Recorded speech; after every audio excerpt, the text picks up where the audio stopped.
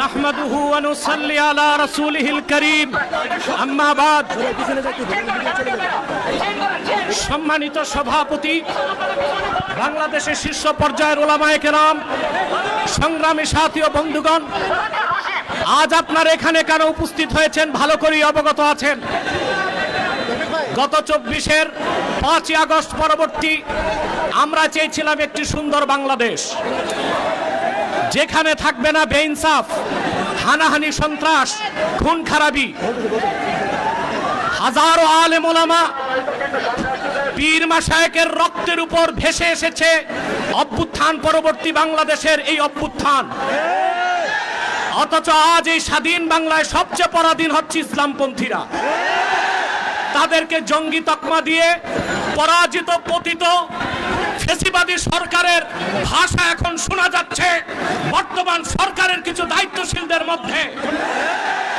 যেভাবে 16 বছরের ফ্যাসিবাদ ভেসে গেছে, আরেকটা বিপ্লবের তোরে মার্কিন দালাল যারা বাংলাদেশে মার্কিন এজেন্ডা বাস্তবায়ন করতে চাও, তারাও ভেসে যাবে। প্রিয় ভাইরা, আপনারা দেখেছেন জাতিসংঘের বিতর্কিত মানবাধিকার কমিশন ঢাকায় কার্যক্রম শুরু করেছে। আমরা এটা চাই নাই। পৃথিবীর 16টি যুদ্ধ বিধ্বস্ত রাষ্ট্রে জাতিসংঘ মানবাধিকার কমিশন কাজ করে। আমার প্রশ্ন, বাংলাদেশ কি যুদ্ধ বিধ্বস্ত না স্বাধীন বাংলাদেশ? তাহলে এখানে জাতিসংঘের মানবাধিকার কমিশন কেন? তাহলে বোঝা যাচ্ছে মার্কিন দালালরা বাংলাদেশকে যুদ্ধের দিকে ঠেলে দিচ্ছে।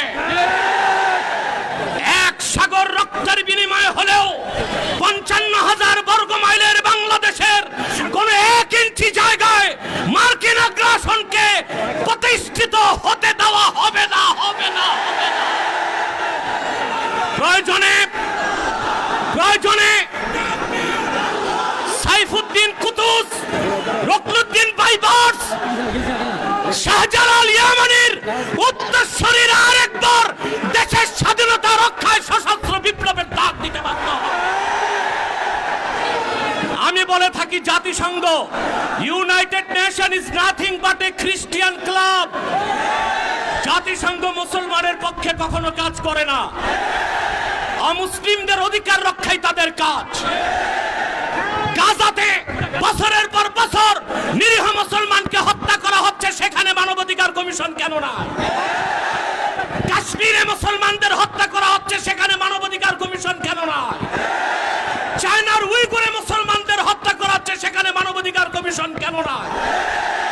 আমরা জানি মানবাধিকার কমিশন কেন।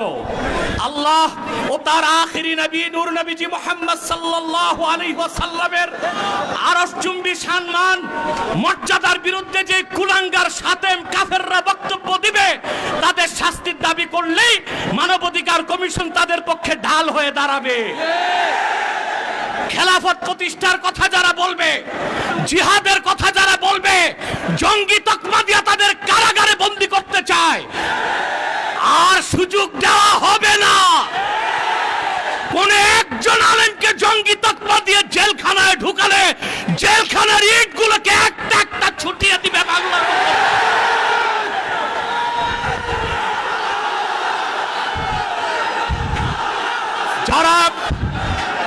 যারা শরিয়া রাষ্ট্র চায়, যারা জিহাদে বিশ্বাসী, তাদেরকেই পশ্চিমারা জঙ্গি বলে। আর যারা বুলেট নয়, ব্যালটের পূজারি, ওইসব পীর আর মৌলবীদেরকে পশ্চিমারা মডারেট মুসলিম বলে। তারা মডারেট মুসলিম না, মুনাফেক মুসলিম। প্রিয় ভাইরা, জঙ্গি শব্দের উৎপত্তি কখন থেকে? টুইন টাওয়ার হামলার পর থেকে পশ্চিমারা প্র্যাকটিসিং মুসলিমদেরকে প্রশ্নবিদ্ধ করতে, জিহাদের বিরোধিতা করতে জঙ্গি শব্দ আমদানি করেছে। আর পশ্চিমাদের পা চাটা গোলাম প্রথম আলো কর্তৃপক্ষ এই জঙ্গি নাটকের পক্ষে তাদের বুদ্ধিভিত্তিক সহযোগিতা করেছে। সেজন্য আমি বলবো, মুজিবের 32 নাম্বার যদি ভাঙ্গা যায়, প্রথম আলোর অফিসকে মাটির সাথে ঘুরায় দিতে হবে। এটাই বাংলাদেশের আলেমদেরকে জঙ্গি তকমা দেবার ন্যারেটিভ তৈরি করে। জঙ্গি জঙ্গি, আমি বলি জঙ্গি খারাপ না, জাং থেকে জঙ্গি। জাং মানে যুদ্ধ আর জঙ্গি মানে যোদ্ধা। উত্তরা দিয়াবাড়িতে জঙ্গি বিমান ভূপাতিত হয়েছে, সেটা কি সন্ত্রাসী বিমান? না, যিনি পাইলট ছিলেন তিনিও জঙ্গি যেহেতু যোদ্ধা, মুক্তিযোদ্ধারাও জঙ্গি যেহেতু যোদ্ধা।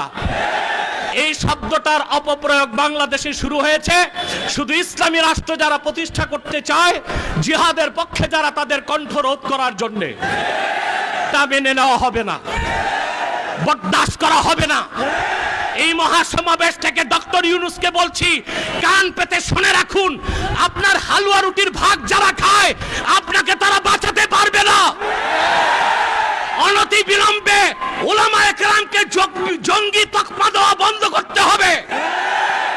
যে সমস্ত নির্যাতিত আলেম কারাগারে আছে তাদেরকে মুক্ত করে দিতে হবে। আর জাতিসংঘের বিতর্কিত কমিশন কার্যক্রম বন্ধ করতে হবে, নতুবা আমরা মার্চ টু যমুনা দিতে বাধ্য হব। আর অন্যান্য নেতৃবৃন্দ আছেন, তাদের বক্তব্য আপনারা শুনবেন। আমি আপাতত বিদায় নিচ্ছি, আপনাদের সহযোগিতা চাই। পিছনে যারা আছেন এখনো সামনে জায়গা আছে, আপনারা যেতে পারেন। আর একটু ফাঁকা করে দাঁড়ান, নতুবা হিট স্ট্রোকের সম্ভাবনা আছে। একটু 2 হাত পিছনে চলে যান, মিডিয়াকে সামনে আসার সুযোগ করে দেন। ওয়াখির দাওয়ানা আলহামদুলিল্লাহি রাব্বিল আলামিন।